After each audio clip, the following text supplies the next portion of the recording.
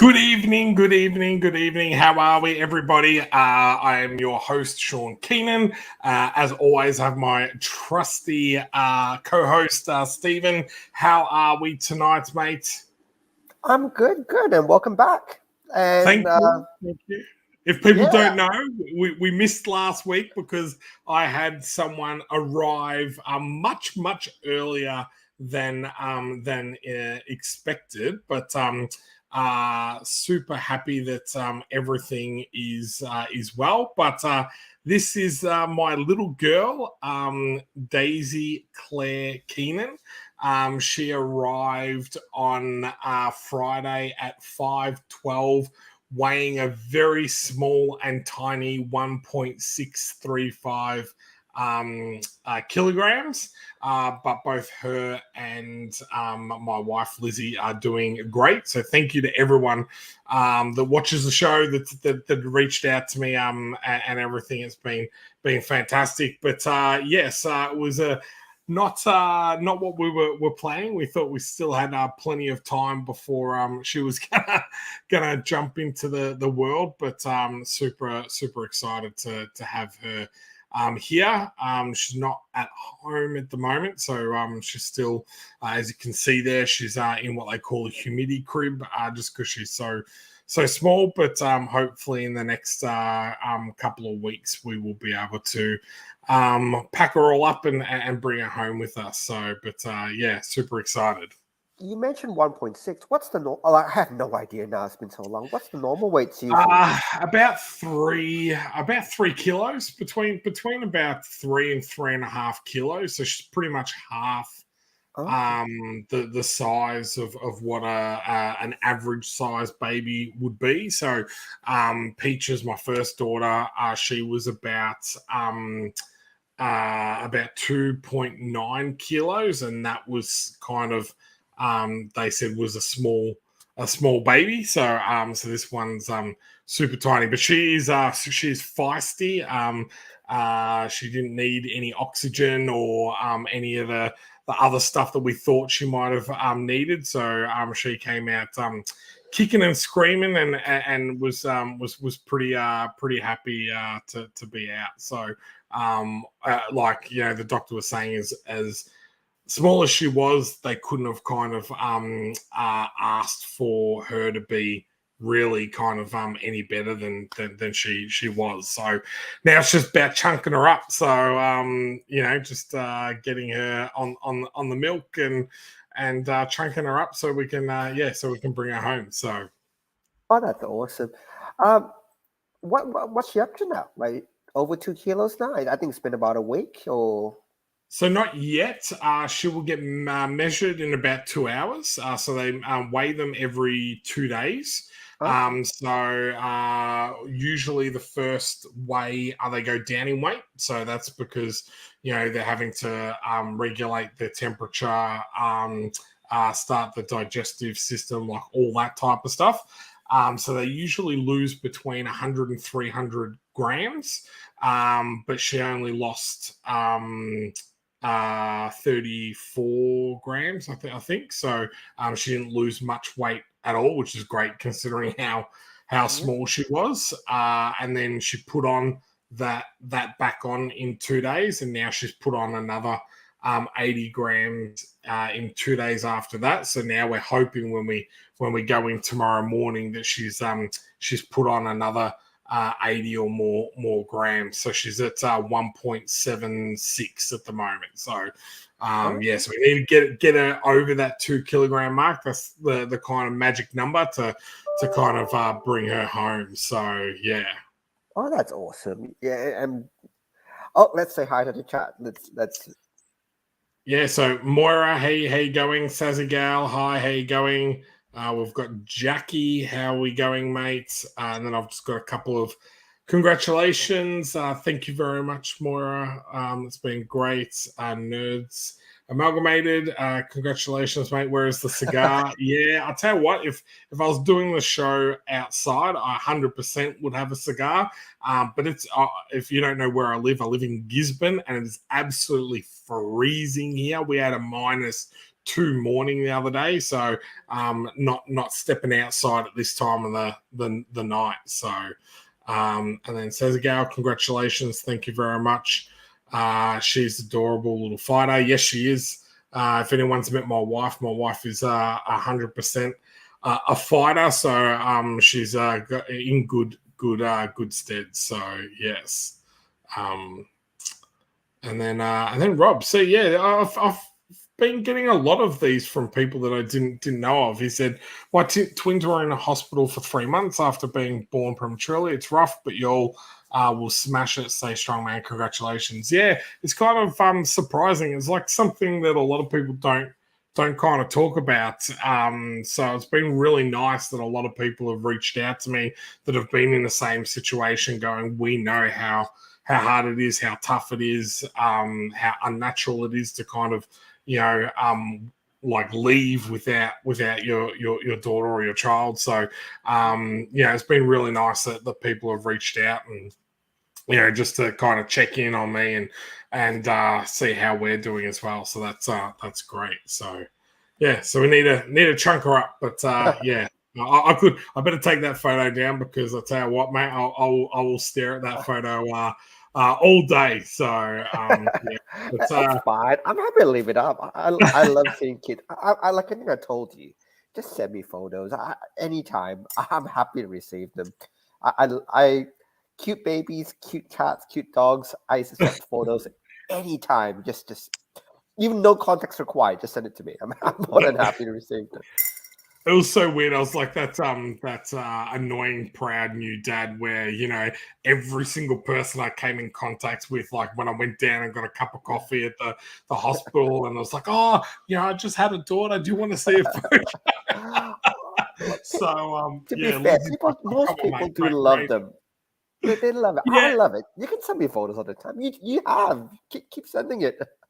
Yeah, a lot of people are pretty good about it. But Lizzie's like, oh man, you gotta rein that in. So but yeah, no, everything's going really good. But that was why we didn't have a show last week, and I do we're going to do a little bit of a countdown. The 13th Labor finishes at 11 o'clock tonight, so we'll check in with that at the moment. But I do want to give a shout out to everyone that has already backed that campaign. I did do a post while I was in hospital saying that I wasn't able to do as much promotion around that Kickstarter as I would like, and I have to say that everyone that had backed that Kickstarter was absolutely phenomenal in regards to sharing it out, posting it on their own social media, and I really want to say thank you very much because we're able to reach our goal that day that I sent it out. There was a couple of really amazing backers that had shared it out. A couple had upped their pledge and got us across the line on that day, and then really helped us push forward. So I want to give a thank you to all those people that have supported that campaign already as well. So, but what I'll do before we get cracking into the show, I'm just going to pop the link in the chat for anyone that hasn't checked out the Kickstarter, and then I'm just going to play the video one more time and give Nathan Furigul a plug about how good his videos are, and then we'll come back, talk the 13th Labor, we'll talk Stranger Things, and we will also announce some very big news that we've got about XCT as well. So be back in a second. What's up, everybody? My name's David Gay, and welcome back to the 13th Labor.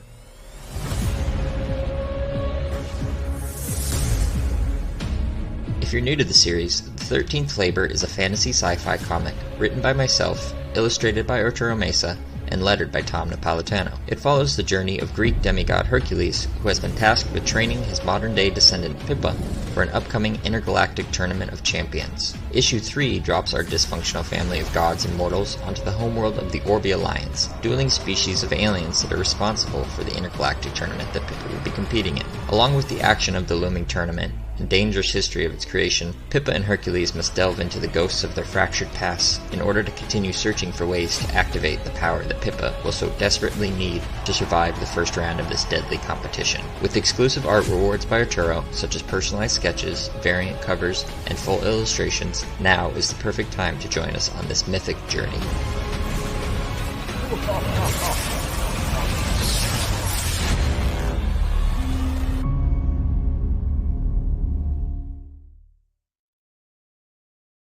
Video, man.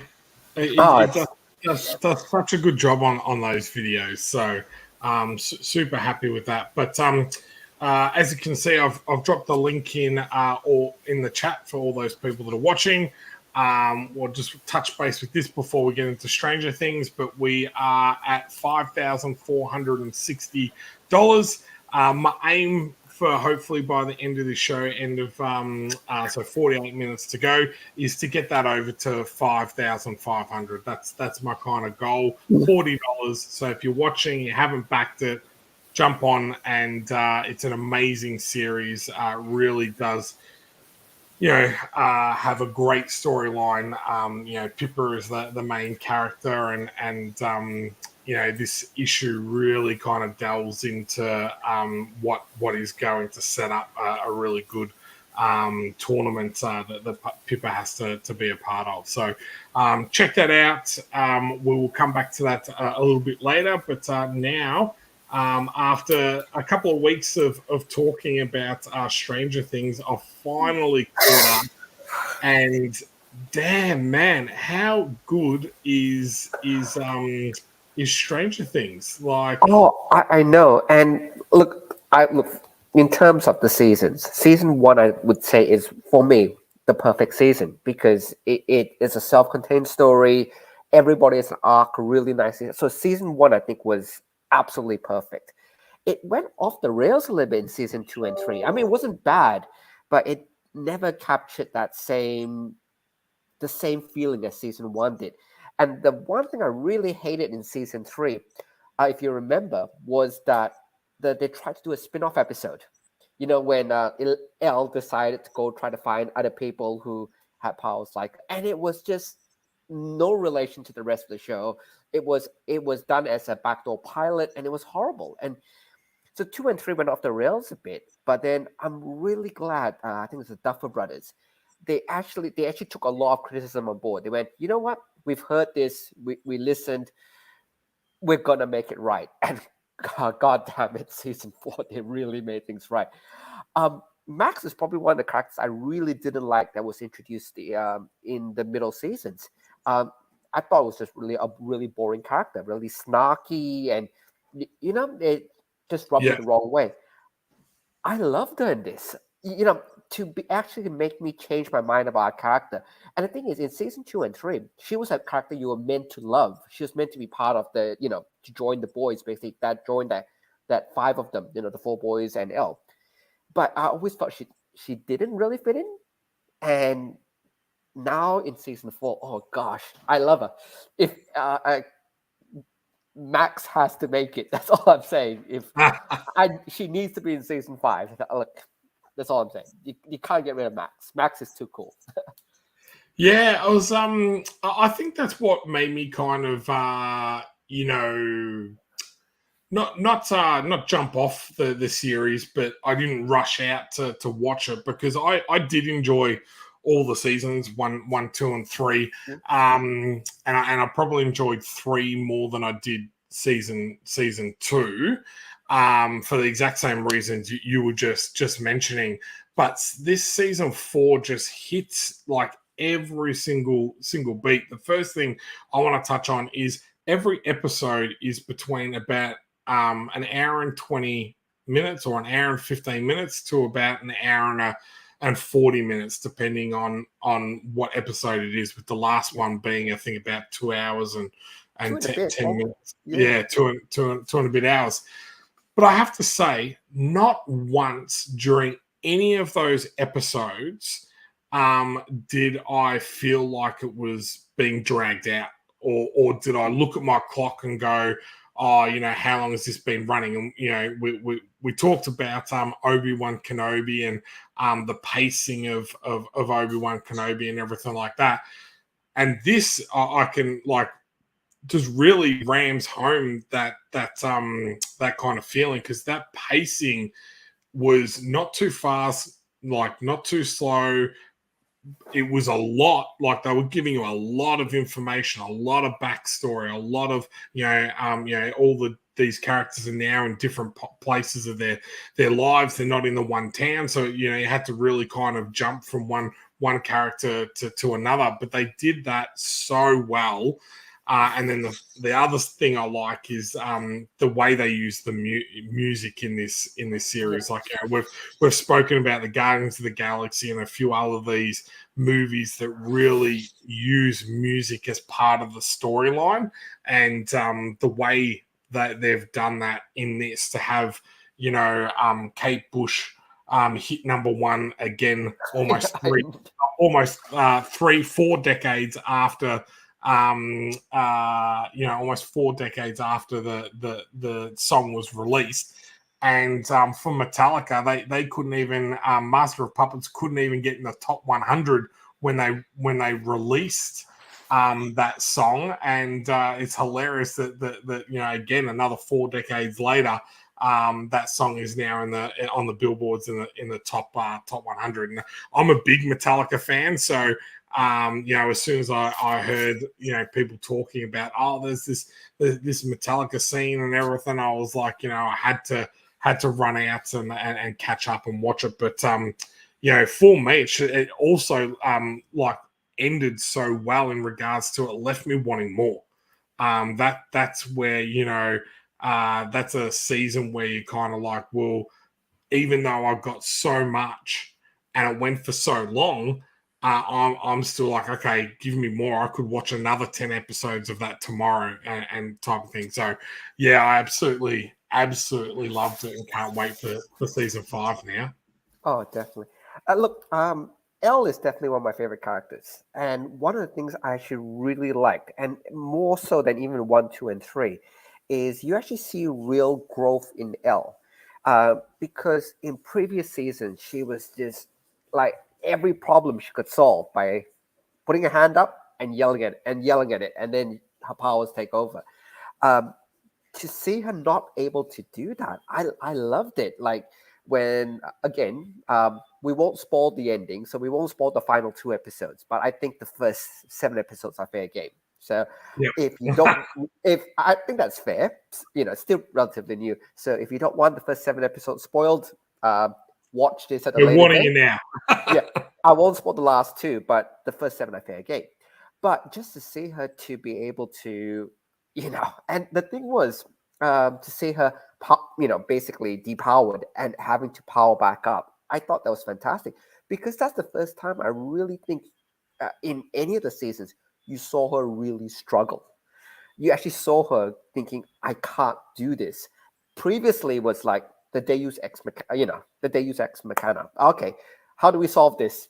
Elle has the power to solve this. But when you remove that from the storytelling, I think it makes the characters so much more interesting. And I haven't felt that way about Elle since season 1, because in season 1, you had no idea on her power level. You had no idea in this character. But once you knew she could do anything, 2 and 3 were like a little bit, you know what? You're getting chased by cops. Flip the car. Something's happening here. Use your remote vision to view it. But if you remove that from her, or have to have her relearn all that, I loved it. It's like all the elements of season 1 were back, and I really enjoyed it. I really did. Yeah, and I have to say they delve into the relationships quite well as well between Al and Will, and that in regards to Al's always been very honest. Every season it's about not lying and everything like that. Yet she seems a lot more human rather than superhero in the first seven episodes, because she's not really telling the truth. She's having a hard time at school. She's not the kind of cool kid or in the crowd or anything like that. And then there's the flip side of that going, well,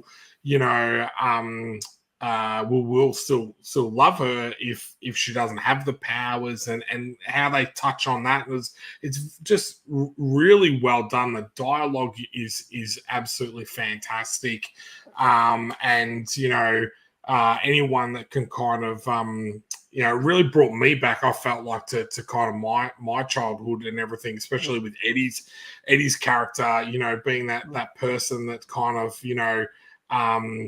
liked Metallica, liked comic books and everything like that, and was kind of like on the outer of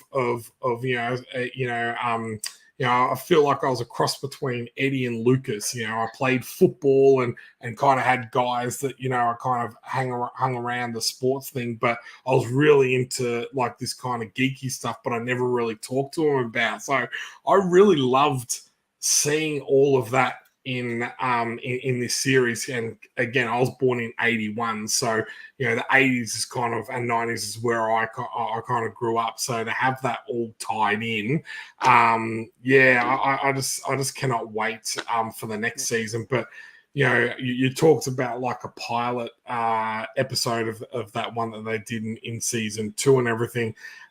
If they finish this in season 5, I would love them to do like another Stranger Things, but then set it in the 90s with a completely new cast and maybe different storyline.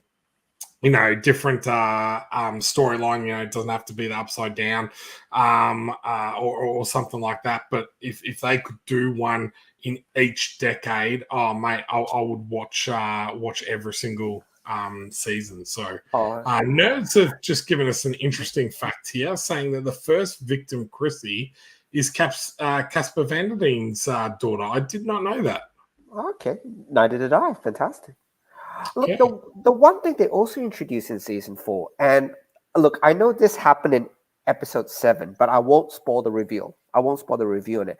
But to actually put some real mystery back into it, like I think 2 and 3 was really about, there wasn't much mystery. There was the big bad, and the big bad was coming.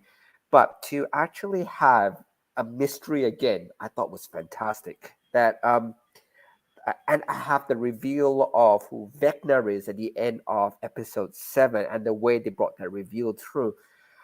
I loved it. It's just like basically all the really great storytelling was back, and it was fantastic. Can I ask you whether you picked it? I didn't. I absolutely did not pick the reveal. Oh, really? The reveal. I picked it by episode 2. Really? That it was. Yeah. I didn't pick it. I thought that was because I thought that secondary storyline, the one where they went back to Elle's past. And again, we're going to talk about episode 7, up to episode 7, but we're not going to spoil the reveal here. I thought the Elle's past was going to be a reveal on the dad, because I was thinking, okay, you're showing us all the stuff that happens in the past. It must have something to do with what the dad did. I thought the dad Papa did something so horrible, and because they showed all the imagery on Elle's mom, I thought it was something about what the Papa did to Elle's mom, and that was going to flip Elle over, because Elle was still depowered at the time. I thought that was that was the direction they were taking. But having that push into the mystery of Vecna and the reveal, I didn't pick it. I have to say, I was so happy I didn't pick it, because it came as a what the hell moment to me, which I loved. I absolutely loved. And I haven't had one of those what the hell moments for such a long time. Watching so many shows. I just did not pick it. It was like, I was happy. I was really, really happy.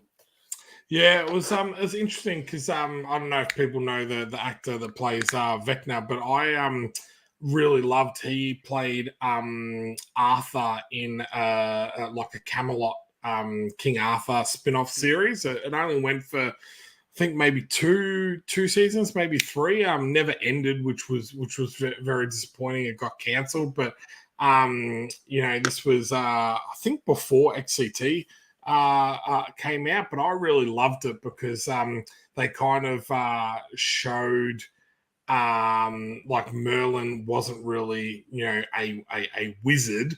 like he kind of used science as a way to and people's skepticism about superstitions and that, to be able to like kind of make out himself to be a wizard, which I absolutely loved. And it was such a really good series, and the guy that plays Vecna was a lead character, Arthur, in that series. So it's great to see him have such a major role in another series. I have seen him in a couple of movies, and I think it was in Shadow Hunters as well, and a couple of other things. But he's such a good actor. But man, hands down for me this season was Eddie. He was just like my favorite character. I just thought he was fantastic. He was over the top. He was rock and roll cool and or heavy metal cool, and all the memes that are coming out about him and his story arc. Considering he's such an introduced character into this season, was just absolutely phenomenal. Type thing.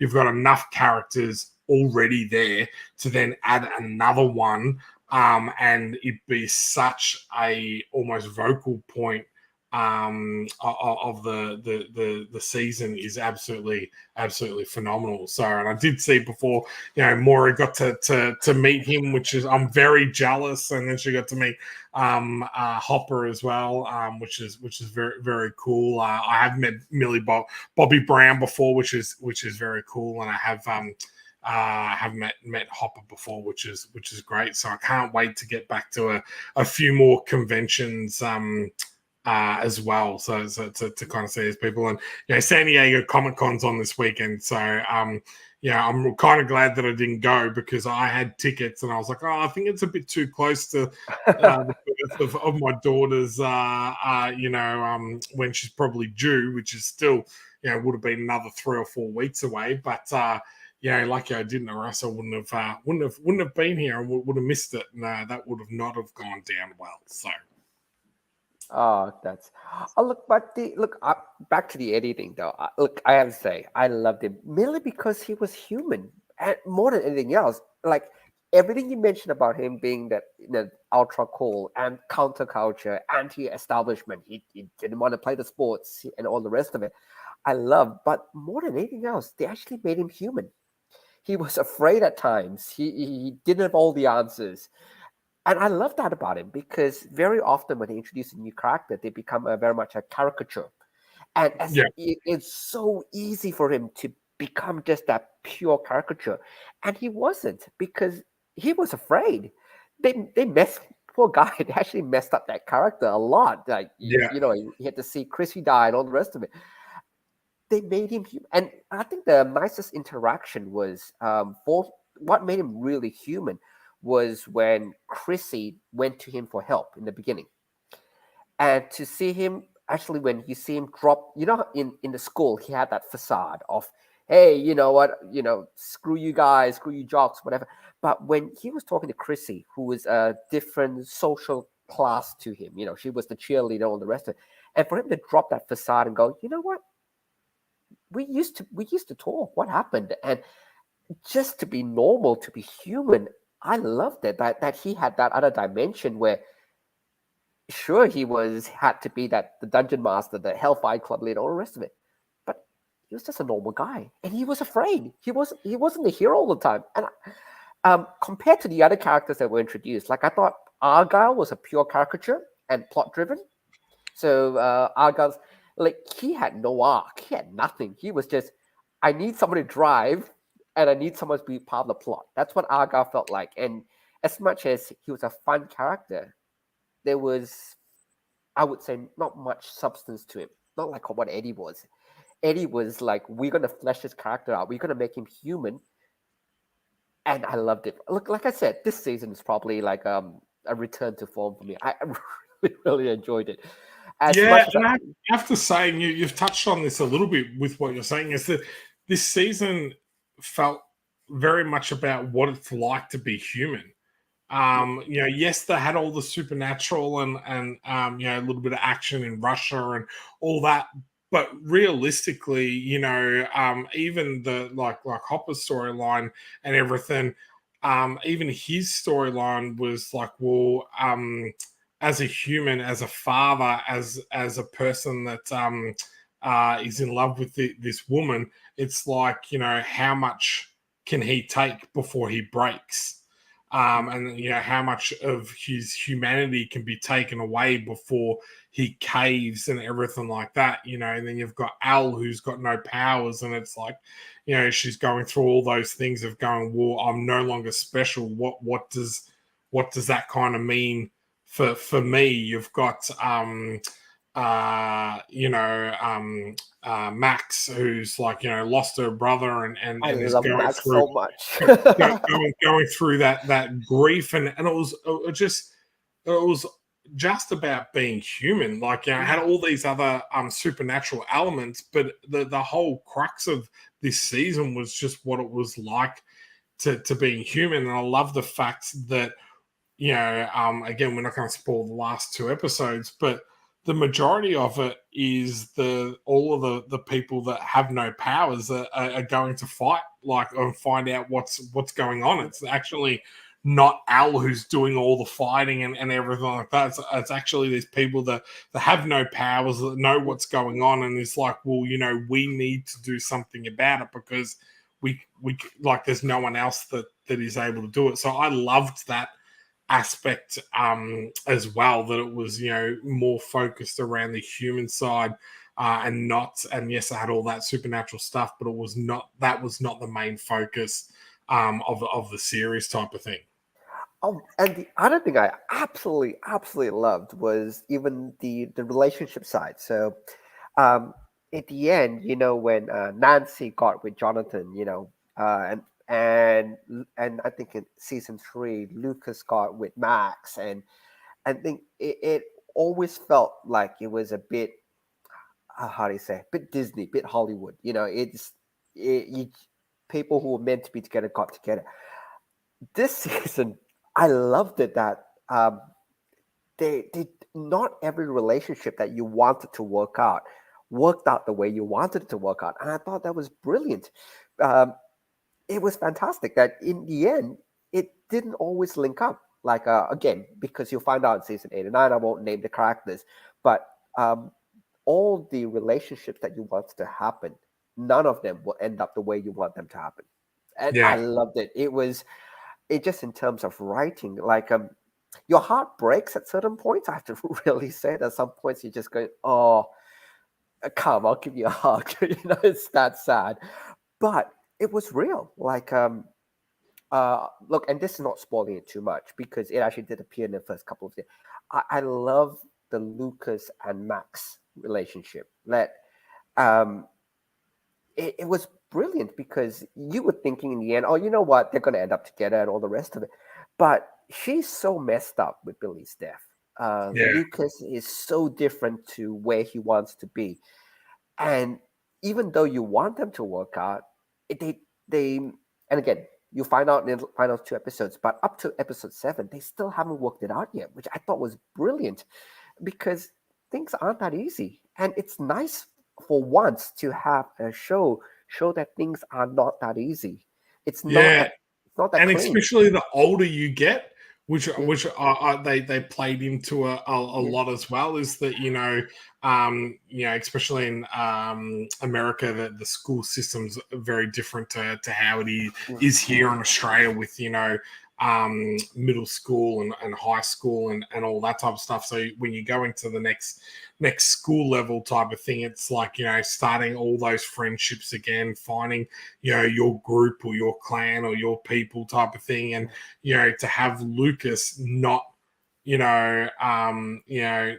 kind of got a foot in both camps, and, how he's conflicted in regards to, how he's seen by everyone else, because he's not like the geek, he's a sport person and all that type of stuff, compared to when he's around the Hellfire Club and, you know, what their kind of persona is around the school and everything like that. And then even, you know, little bits of what they've touched on in regards to, you know, how Dungeons and Dragons was kind of viewed in the 80s, you know, how they were saying that it's like a satanic cult and everything like that. It was quite interesting when you read up about on it that there was a lot of articles around that they actually thought, you know, Dungeons and Dragons was you know, a people were praying to the devil and everything like this, which sounds ridiculous now, but it's kind of unbelievable that was you know, a actual real thing back then. Oh, look, and to be fair, like there's still places where they think Harry Potter is satanic. You know what I mean? So there's still a couple of schools which ban Harry Potter. You're just going, you know what? It's not. You just read the text, and a lot of people are very quick to go, "Oh, it sounds horrible. It's out." There's a couple of comments from Nerd. See if you can bring it up because it's. Yeah, I was going to say that Morris said that Joe played most of the Metallica track as well. Which, if you know anything about playing a guitar, that solo riff is extremely hard to play. So the fact that he played most of it is very, very impressive. So that was that one. Nerds were saying that the writers regretted killing off Chrissy because both Chrissy and Eddie had great script. And 100%, you were talking about that where she comes to him and that and you really see that first different side to Eddie, where he's a lot more softer. He's kind of like trying to make her laugh and then really genuinely try to help her. But I think that's what makes his story arc so much better. I think it would have been a little bit Hollywood, as you were saying before, if they had saved her just to get them to keep them I know. Thing. But yeah. And then, and the reason I want to bring this one comment up is out of all the plot lines that I love the Russia plot line. It sounds really funny, but the Russia plot line was actually the most comedic of all the plot lines I found. It's actually the most, in terms of what's shown, is actually the most brutal. You know, Hopper breaks his own leg and all the rest of it. It's actually the most brutal, but I actually found it the most funny because of. If you've ever seen a movie with Kurt Russell and Sylvester Stallone called Tango and Cash, yes, I have. It kind of like had that 80s buddy cop type feel to it. That part, like, you know, as brutal and as crazy as it was, it always felt at the same time very lighthearted or a little bit silly, and then just had those like really in-depth scenes where they talked about their children, which is like kind of, you know, showed like these big macho guys as having that real vulnerable side to them as well. But yeah, I was thinking that Russian storyline was kind of going to be like way over the top and unbelievable and everything like that, and I think it like realistically it is, but it didn't feel like that when I was watching it, type of thing. So I just was enjoying seeing it. The only one, and the reason, thank you for leaving Jackie's comment. The only one I thought, which I really, by the way, I did enjoy every storyline. So saying that this was the one I enjoyed the least is still saying I really enjoyed it. But the jock storyline, trying to hunt down Eddie, it was not a payoff. The way it finished up, I thought it was. They kept building, and the thing was, they didn't, and I think they missed it in one part, is they didn't make the lead, the head of the jocks. I don't know who the actor was, but they didn't make him likable. They should have made him likable. He hasn't, to be really fair, he actually hasn't done anything wrong. His girlfriend's died. He believes this guy killed his girlfriend.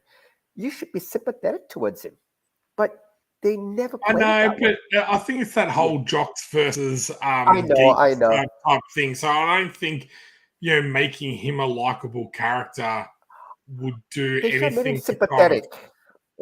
Yeah, you didn't have to make him likable, but you had to make him sympathetic, and you felt no sympathy for him. And I think, with every other character being this so complex, and just having him to be this horrible, horrible guy, I think that was a miss. I think just if you had made and it wouldn't have been that hard to do. You should have just had a moment where he's looking at a photo, he's crying over the photo, or he's saying, or talking to somebody, saying, you know what, we have plans. And the one thing that, if again, writer's tip, if you ever want somebody to feel really bad about something, is have plans for a lead character and then kill them off. That's the absolute worst thing you can do, storytelling wise, because if you're invested in their plans, oh, we're gonna do this, we're gonna go to college, we're gonna be together or whatever, and you cut the plans halfway, you piss off people. But you make the character very sympathetic. And it would have just been that little bit of a tweak to go, and then a lot of the rage then gets justified. A lot of what makes him angry gets justified, and you still hate him, but you understand him a lot more. And it wouldn't have been that hard to do. But I suppose as well, like you said, every episode was jam-packed as it is. I don't know how you would fit that in without jamming in another half hour, across the entire series. Yeah, exactly right. And I was thinking, you know what, if that's what, and I believe they actually might have put that in, but if that's what got cut, I'm okay with that,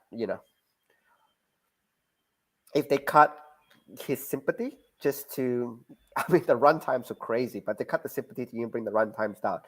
You know what? You can go. I'll let that one slide.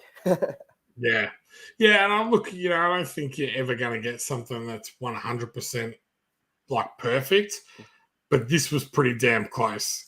This was I know, pretty damn close. I was like very, very impressed with it. So, I can, as I said, I cannot wait to see the next the next season. Have you been watching anything else lately? Anything new? Oh, I started Umbrella Academy, so I've actually got through the first 2 episodes of Umbrella Academy, and I know you said season 3. Yep. The dance off. Oh man, I have been rewatching the first 5 minutes just to keep saying that. I actually went back to the original YouTube video for the Footloose dance. The final dance of Footloose, just to go, how close did they get it? And oh man, they did such a look. If you just did that dance off for the entire 50 minutes, I'm happy. I've been watching the new. I've watched the first 2 episodes with my dad because my parents up here giving us a hand while we're in and out of hospital. We started watching the new Resident Evil TV series, Netflix TV series, and it's pretty good. I have to say, it's only a couple episodes in, but I think they're building it nicely, especially kind of having watched all of the movies and everything like that, to have new characters and build out that universe a little bit. I think is really good. So I'm gonna keep tracking with that one. And then the other one that I absolutely love is I've been watching Animal Kingdom, which is also on Netflix, and that's based off the Australian film, but it's the Americans, of course, have taken it over and created a series set in America, but on the last season of that, and that is building to a devastating end. I have a feeling, but so it's kind of cool. There's a lot of really good stuff coming out in the second half of the year, and we'll talk about do a Comic-Con wrap up next week. But coming out of there, the new trailer for the Lord of the Rings, which is out in a couple of months. You've got Wakanda Forever coming out in November, and then a couple of other trailers for different series. There's a lot of stuff to still come out at the end of the year. But have we talked about The Boys season 3 yet? Because that's probably I think the next thing that we need to talk about. So I loved it, but let's save it for another time because there's so much to unpack with Boys Season 3. We could do just a whole episode on hero games. And it was a lot tamer than the comics, which to be really fair, they did such a good job translating it because you could not translate the comics. No way. Yeah. It was just way over the top, but they did such a good job. Look, let's save Boys for another time. I loved it. Yeah. I love Homelander too. So I love to hate him, if that makes sense. It's one of those characters. Yeah, we'll have to talk about that later because I agree with you with that. They've done a very good job in regards to making you love to hate a character and that actor is phenomenal as well. So there is rumors that Marvel have approached him to I can't remember who they approached him to play. I'll have to double check that when we talk about the boys, but there's rumor about him doing that, and also Keanu Reeves just drops that he would like to play an older Batman. What the hell? Yeah, I'd like to see. Did you hear about that? No, I didn't. I saw the John Wick 4 trailer. That's the thing that dropped. Well, they're talking about John Wick, and they're like, guys, is there any role that you didn't think that you'd play that you'd like to play? He's like, I tell you what, he goes, now that I've thought about it, I'd really like to play an older Batman. I'm like, what the? That would be pretty amazing. So yeah. Oh, look, we've got 13 minutes, and I know you've got 13th Labor, and I know you've got this XCT announcement. So we go on talking about everything, but look, I want to give it 13 minutes. Take it. Let's cover what you need to cover. Well, perfect. Well, we've had another backer in there, so we're $12 away. $12 away. I'm trying to get to that 5,500. If you haven't backed the project, jump on today. But again, 163 backers. I'm super thankful for everyone on their support with this. Everyone that has shared the campaign around, especially as I said before, during the time that I was in a hospital. But if you don't know much about the 13th Labor, it's going to be an 8-issue miniseries.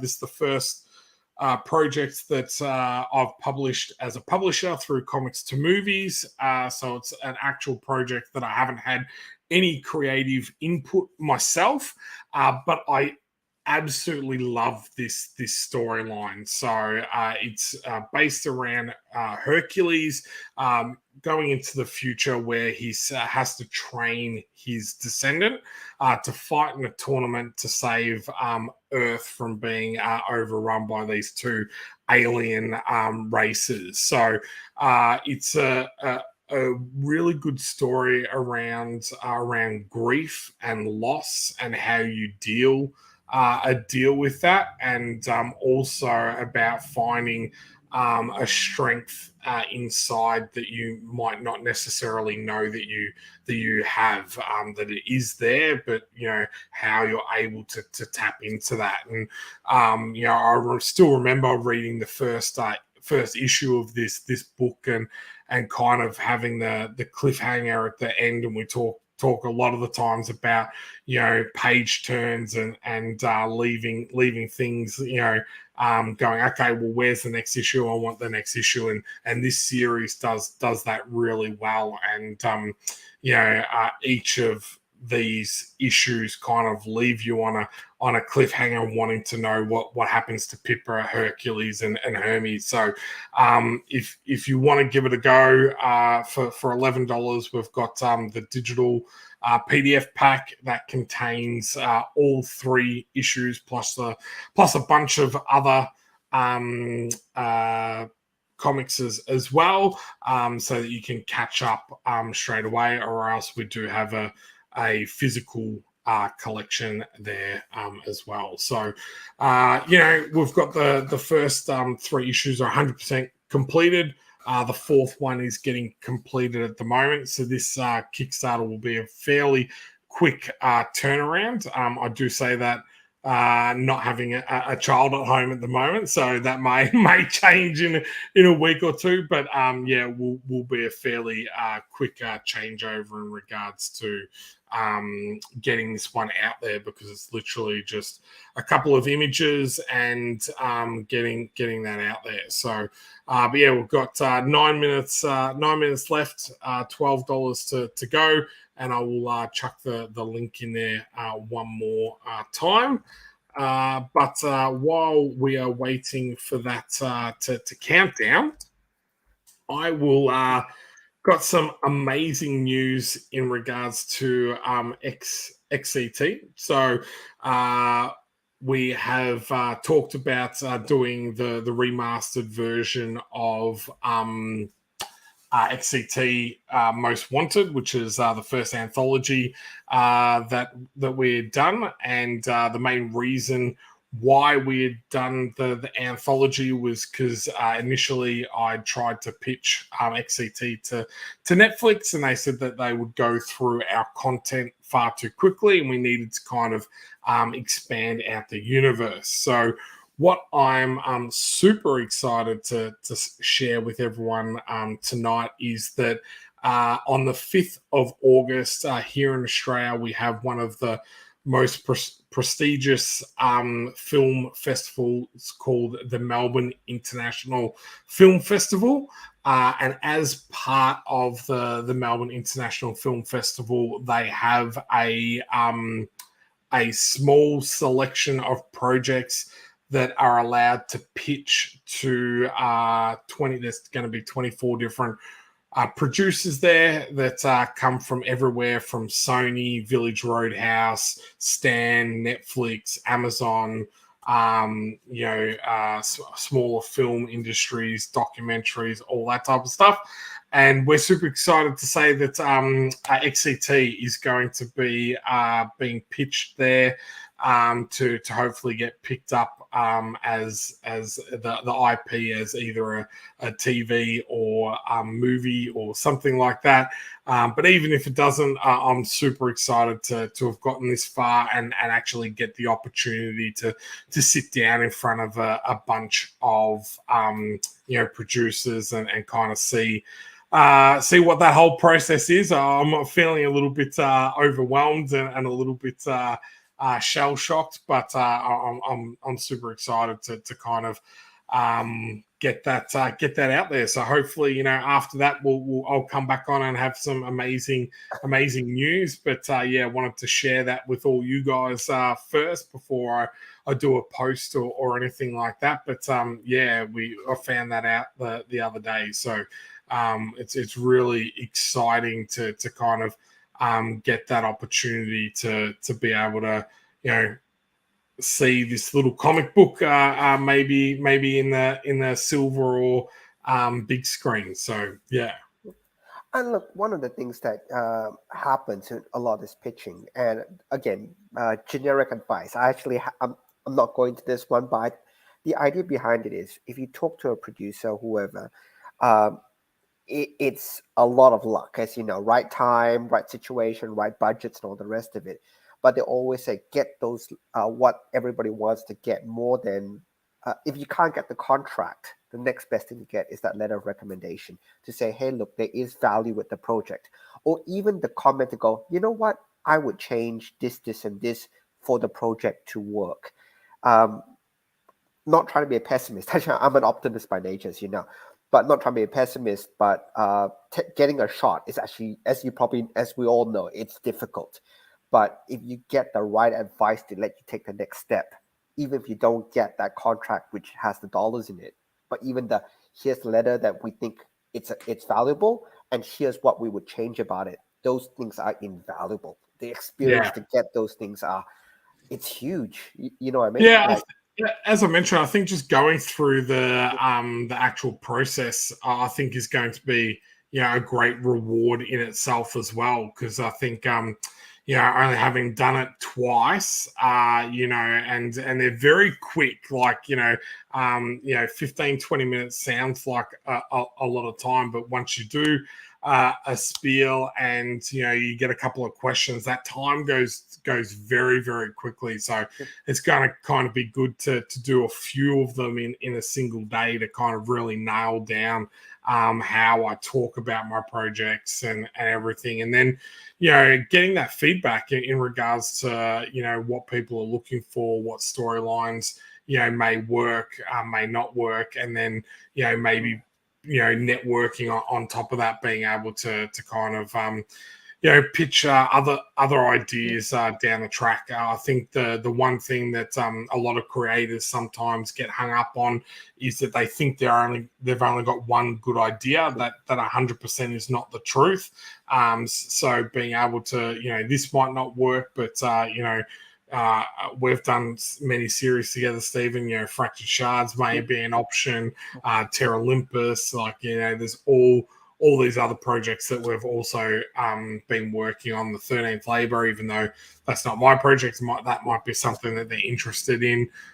Just being able to get out there and kind of do something like this is great. But the Melbourne International Film Festival has such a great recognition worldwide as well, which is fantastic type of thing. It's not like, not saying anything about any of the smaller film festivals. It's just like this has quite a great name and everything. So, definitely. Look, I've pitched to various people, various places, various companies, and the worst type of thing that you get back, and this is the heartbreaking thing for me. Like, you pitch to some big companies, they hear you out and they just go, "Oh, not for me," which is fine. Absolutely. No, which is, look, I don't mind. Absolutely fine, because you expect rejection. So, but then you ask them, what didn't you like about it? What will you change? And you just, look, to be fair, I'm not going to be there defending my work to say, "Oh, you missed it. You don't understand it. It's too," I'm not going to do that. I really honestly want to know what didn't grab you, what. And look, to be fair, 99% of the time, it's "Oh, it was okay, just not right now," which does not help you. And I absolutely hate that. To be really fair, I rather you tore it to shreds and actually just go, "This didn't work, this didn't work." I rather that than "Oh, not really. Not right." Because you can take stuff away from that then. Exactly. You can take that away, work on something, and go, "Okay, I can see what I need to do here. This is what I need to change. Okay, I can kind of understand where they're saying that. No, I don't necessarily agree with that, but maybe I can change this or whatever." So 100%, I totally agree with you in that. It's this. I can imagine how many pitches these people get. And I can imagine how many times they've probably tried to provide feedback, and the person taking the feedback doesn't take it very well. So I can probably understand as well why sometimes they give you very generic, answers type of thing. I know, but in this case, though, quite a few. I don't do blind pitches. I don't do blind submissions. I think but these are the submissions that you should do are usually invited submissions. They something they go, "Look, talk to this person. I believe this might be the right fit." So they usually invited submissions, and even from those, what I'm saying is, I really hope you get good feedback, and that good feedback will make it all worthwhile, even if it's not a. Here's the by the way, I'd love you to here's the contract, here's $1 million, make this for me. I would love you to get one of those. But even if they give you really good feedback, that's worth it. I'm serious. If you get good feedback, that's gold right there. Yeah. Morris says, "Get Liam and Dan to help you." I'm not sure whether I'm allowed to say anything, so I won't say it on air, but I might be able to give you guys some information around Liam and Dan and XCT down the track. And just get 13th Labor up. It's counting down. It's last 30 seconds. Get down. Oh, there we go. Bring and it up. In regards to doing it animated, a lot of people, I don't think you realize that animation is almost just as expensive as live action. So it's actually quite difficult to kind of get everything, anything made. But, I'd be happy whether it's live action or not. So we're going to fall just short, $12, but I'm still happy 5,488, 163 backers. Absolutely fantastic. Thank you everyone that's supported the project. Super excited. But but I guess before we close off, we've got some other really cool news. We're going to our next project we're going to launch is Aquila, which is a spin-off series with Dan Furigel. We're going to try and organize and get some of the creators involved with that project, because it is our all-female cast project, which is great. We've touched on this a couple of times, that we're very passionate about having a project where we had all-female contributors. So writer, colorist, and artist, because we feel that it's important to have representation in both our fields. I've got two daughters of my own, and they do talk about, like, how can you be something if you can't see it. So I'm very passionate about this project. Stephen has just shared the link in all the comments. So if you guys can just click that link, hit the notify button, so when we go live, you'll be notified. Doesn't mean you have to pledge to the project, but just helps us get the word out there and build a profile for the project. And of course, I'll rope Dan into coming on to the show as well for the launch of that project as well. So super excited to do that. But to have even the lead characters or the main characters in this spin-off series as strong female leads is kind of cool as well. And it's a great story. I really enjoyed it. The artwork is phenomenal, and it's something that I would like to probably do a little bit more, Stephen. These one-off spin-offs within our universes that we create. So, to be really fair though, and it's credit to the creative team for Aquila. It didn't intentionally set out as an all-female endeavor, but when we got and again, we'll give the names out a bit later, but when we got the writer on board, it was because she was a really good writer. And when we got the artist on board, she was fantastic. And by the time we reached those two and we got all those works done, it was along the lines of, oh, wow, we're so close to making sure that we can give the opportunity out. And it was based on merit, to be really, really fair. It was very much merit-based. And I love that. I really love that. There are really great writers and artists out there that opportunities can be given to. And I think that's fantastic.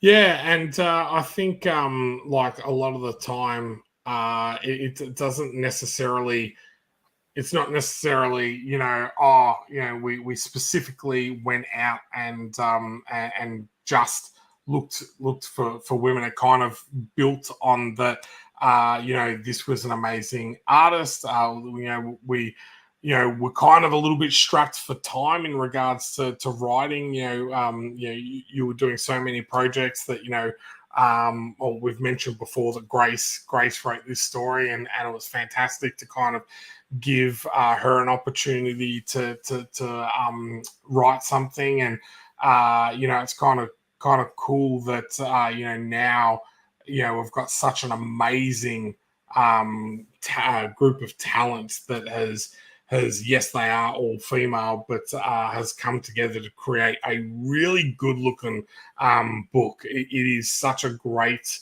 looking book, and that's great. I feel like whatever we've produced, we try to do it at a very high level, but I really love the way this book's looking. And I'll tell you what, this brings me back to Moira's comment. I need to stop going off on a tangent. I need to be a little bit more in line with what I say.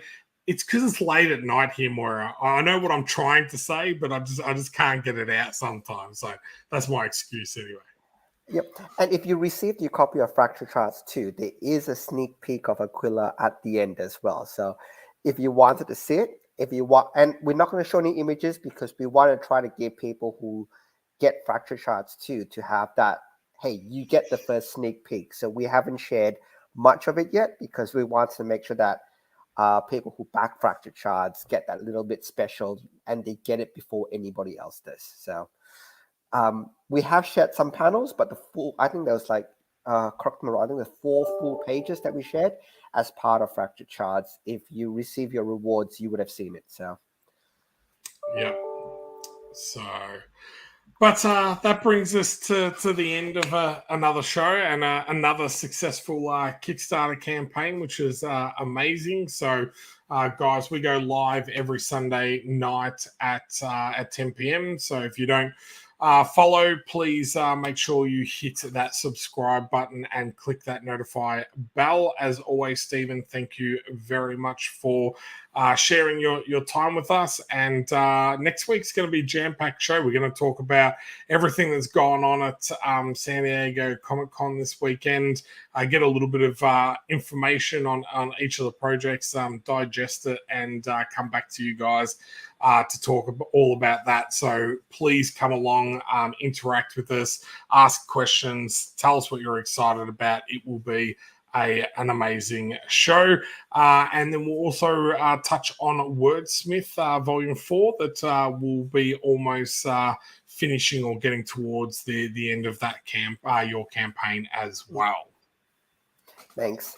And I'll see you guys next week. See you, everyone.